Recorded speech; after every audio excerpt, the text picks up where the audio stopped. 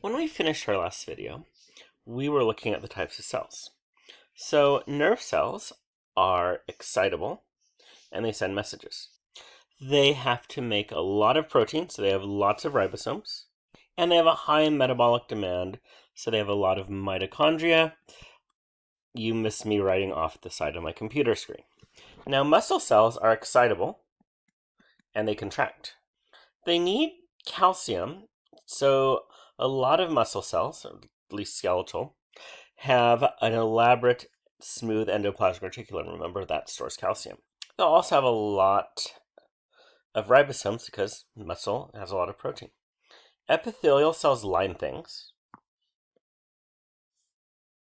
and they're either secreting or absorbing. So this right here is epithelial tissue, and that's a cell that's secreting something.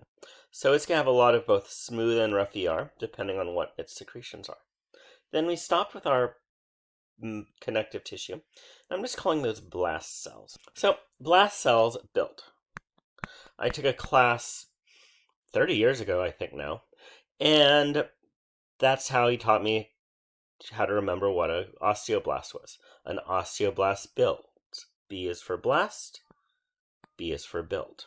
Yeah, I know it sounds like it breaks things down, it actually builds. And it's going to have a lot of rough endoplasmic reticulum because it's building protein. Now, we have different kinds of blasts here.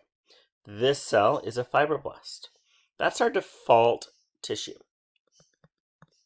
If it's not making bone, cartilage, or fat, it's going to have fibroblasts in it. And the fibroblasts build fibers, hence the name. Osteoblasts, what's osteo? That's right, it's bone, osteoporosis. So osteoblasts build bone, and chondroblasts, do you remember what chondro was from the first chapter? That's right, it's cartilage. So chondroblasts build cartilage. Now, these cells are making a lot of protein, so they have an elaborate rough endoplasmic reticulum because that makes protein that leaves the cell. Then adipose tissues have adipocytes. They make fat. They have a lot of smooth ER because that deals with fat metabolism. And you notice what I did with these tissues.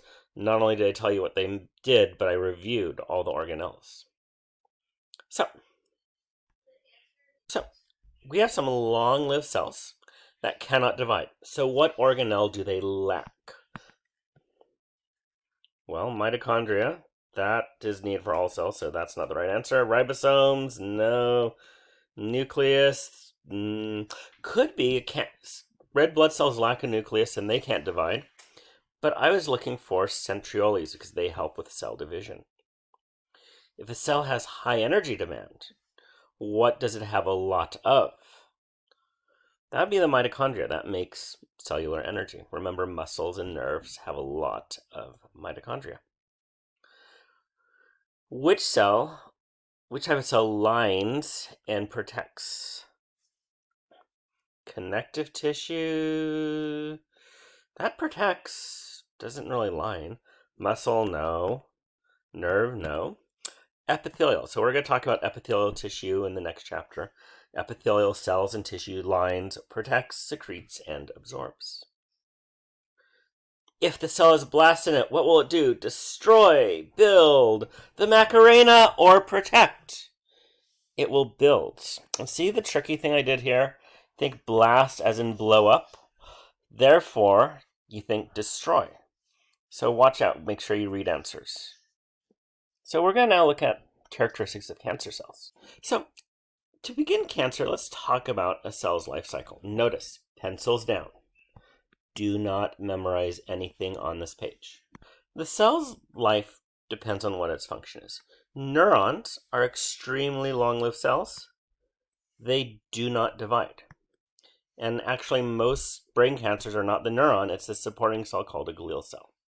Same thing as both muscle and heart cells. They are very long-lived cells, they don't divide. To repair a muscle, you have to make these myoblasts, which derive from fibroblasts, so connective tissue cells.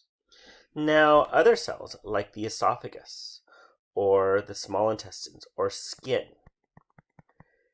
they get worn out very fast. Look, the cells in your small intestine, they live only a couple days. The large intestine, a week. White blood cells are some that live only a few hours. Neutrophils live 5 days. So they have high rates of cell division. And they need to be replaced faster. Now the problem is cells only have so many divisions left in them. And once those divisions run out, they can't divide anymore. Now chemicals in the cell, remember mitochondria make hydrogen peroxide, are bad for it, or chemicals in the environment. The one thing that scares me to death about working with the cadavers is all the chemicals. Their phenol is a bad chemical. Formaldehyde is a bad chemical, and I take precautions, but they speed up death of cells, and they can cause mutations in cells. So basically, what I want you to take away, you have different cells with different life cycles. Some of them divide more often, and when they divide, there's a chance of mistakes made, which will cause a mutation. Or chemicals can cause a mutation. Now, normal age. So, cells that are long-lived cells, they don't really age that much because they're not dividing each time. The cells that are constantly dividing actually wear out. And aging is marked with changes in organelles and with DNA structure. So each time a cell divides, this little thing called a telomere breaks off, and at a certain point it can't divide anymore. So when a cell wears out, either its organelles or DNA, it is going to die. Now, most cells go through programmed cell death, apoptosis, and that is where the lysosomes open up and the digestive enzymes eat the cell from inside. Harmful agents in the environment can also kill cells, or just mechanical damage, such as the cells in your mouth and in your esophagus. Now, normal cells will die after a while. Now, the other thing is the more times a cell divides, the more likely the DNA is going to get messed up, and it can get a spot mutation. And the off switch for cell division sometimes gets messed up. So cells are told to divide, then to stop. When that gets broken, it's like a runaway train. The cells just keep dividing and keep dividing and keep dividing. And this could lead to cancer. So normally cells die, bye-bye. But if a cell has enough harmful agents or the DNA breaks and gets spot mutations, it could just keep dividing and lead to cancer. So, cancer. There's cells that cheated death.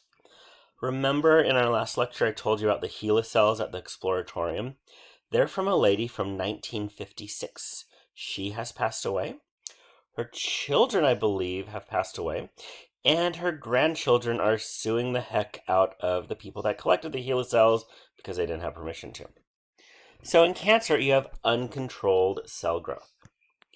And you have visible changes. So some of you have gone in for pap smears, I believe. And what they're looking for are abnormal cells in the cervical region of the female reproductive system, because that might indicate cancer or a precancerous cell.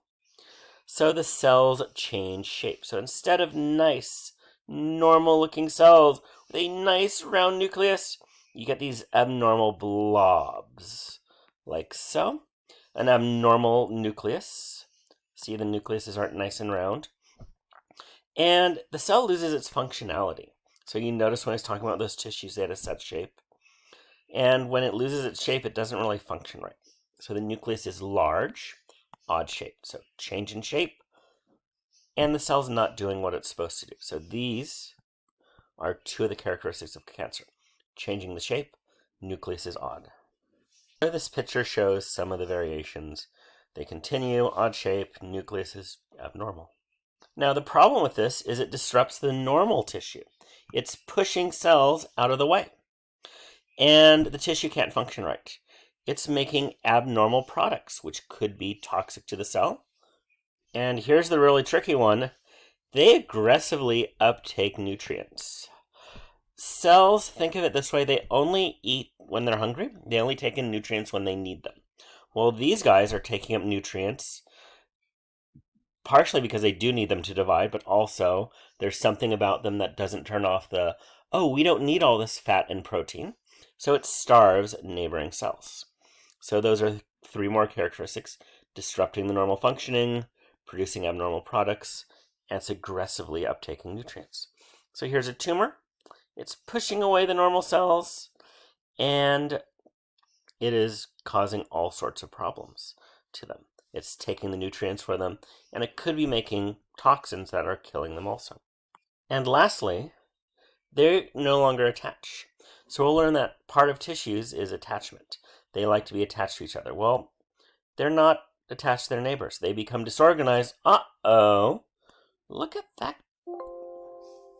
Look at that guy and that guy. They've broken free and they're in the blood vessel. And they're going someplace else. So you've heard of the risk of breast cancer spreading. One of my students, must be 8 or 9 years ago, her boyfriend had testicular cancer. It left the testes and went up through the inguinal canal into his abdomen, and he basically died from internal bleeding because of the cancer spreading to his abdomen. So cancer can break free and spread if it's not caught too soon. So this concludes our lecture on the cell, and we've run about an hour and 10 minutes for this. Usually I start the next lecture because the tissue lecture is a slightly long lecture. So you might want to get ahead, or you might not. It is up to you. Have a good day.